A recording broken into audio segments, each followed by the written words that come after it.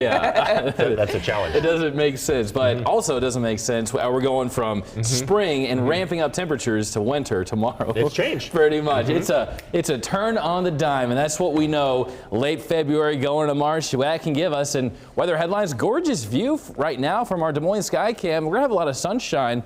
But as far as the really things you need to expect throughout the day, gusty winds, we've already been talking about those pretty much all morning long, but that's also going to lead to that elevated fire risk, very high throughout the state today. And then cold returns as we go into Saturday. So talking about the setup right now.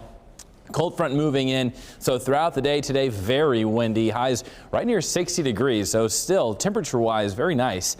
As we go into the rest of this evening, another cold front pushes over us. That's going to bring in the cold temperatures. The wind's still staying elevated through the evening and overnight, just not as strong as what we have for this afternoon. By 10 a.m., wind advisory in effect. Noon hours when the red flag warning goes into effect. And this is the reason why those winds are going to be very strong. We're very dry. We haven't seen any precipitation throughout this week.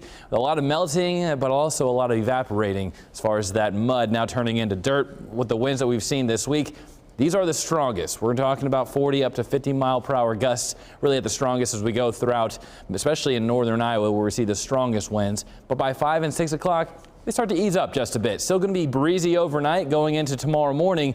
Then they really start to weaken as we go into Saturday afternoon. But we're talking about the cold temperature settling in overnight into tomorrow morning. By 10 p.m., if you have any evening plans, it's going to be breezy. The wind chill's feeling like the 20s and teens, and they only drop more as we go into Saturday morning. This is what I'm talking about, feeling like winter as we wake up on the weekend, feeling like the teens down to single digits across the state. And then for the rest of the morning, still going to be pretty cold. There's a little bit of a rebound, not much of one throughout Saturday. Colder air settling in as the highs will be only in the mid-30s. The cold does return.